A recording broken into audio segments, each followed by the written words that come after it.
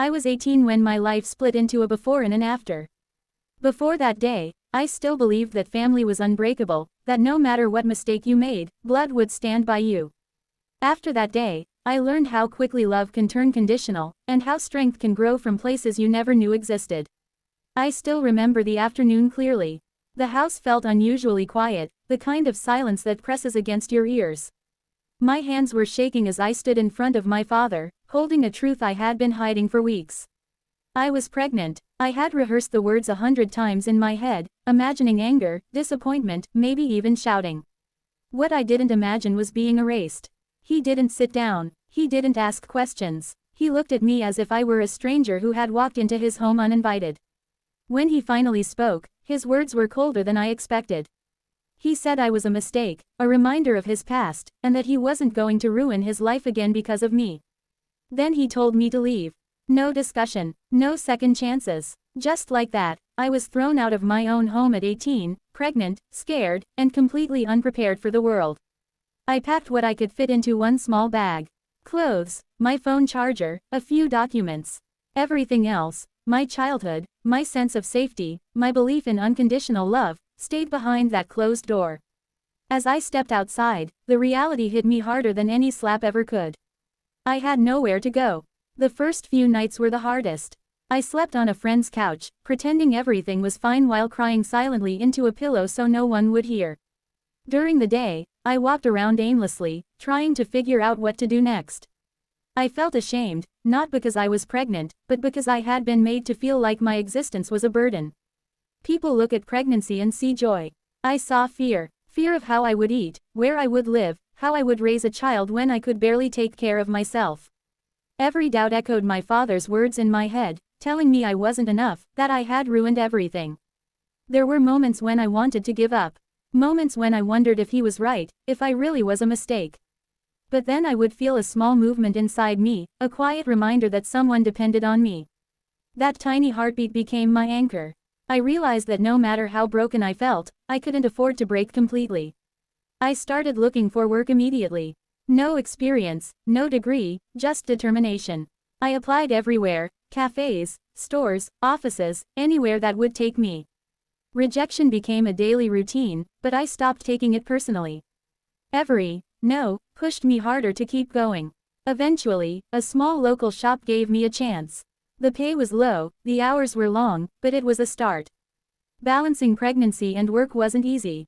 Morning sickness didn't care about customer service. My body was changing, my emotions were unpredictable, and exhaustion became my constant companion. Still, I showed up every day. I learned quickly that survival doesn't wait for perfect conditions. I found a tiny room to rent, barely big enough for a bed and a chair. It wasn't much, but it was mine.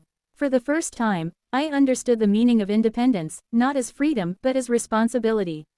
Every bill I paid, every meal I cooked, every night I made it through alone was a small victory. As my belly grew, so did my resolve. I began reading about single motherhood, finances, and personal development. I wanted more than survival, I wanted a future. I enrolled in free online courses, learned new skills late at night, and started dreaming again, even when it felt dangerous to hope. People judged me everywhere. Strangers stared, some whispered, others felt entitled to advice I never asked for. But I learned something important during that time. Other people's opinions don't raise your child, and they don't define your worth. Only your actions do. When my child was born, everything changed in an instant. Holding that tiny life in my arms, I felt a love so powerful it erased every doubt. In that moment, I knew I would never let my child feel unwanted or disposable. I made a silent promise that no matter how hard life became, my child would always know they were loved. The first months were brutal. Sleepless nights, constant worry, and financial pressure tested me in ways I never imagined. There were days when I ate less so my baby could have more. Days when I cried from exhaustion and smiled anyway. But there were also moments of pure joy. The first smile, the first laugh, the way my baby calmed down just by hearing my voice.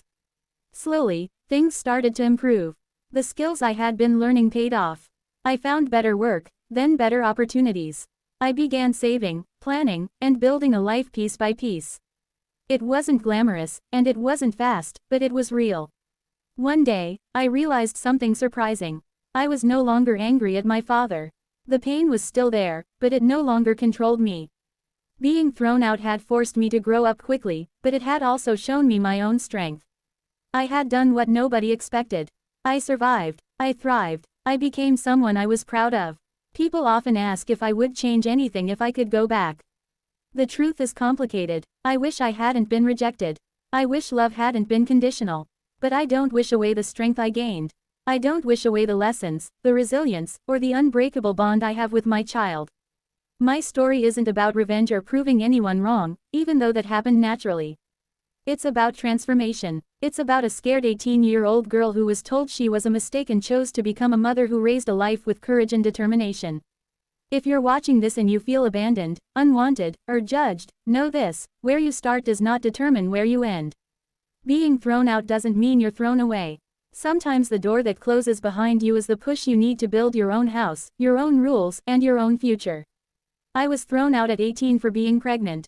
What I did next wasn't easy, and it wasn't perfect. But it was powerful, and it changed everything.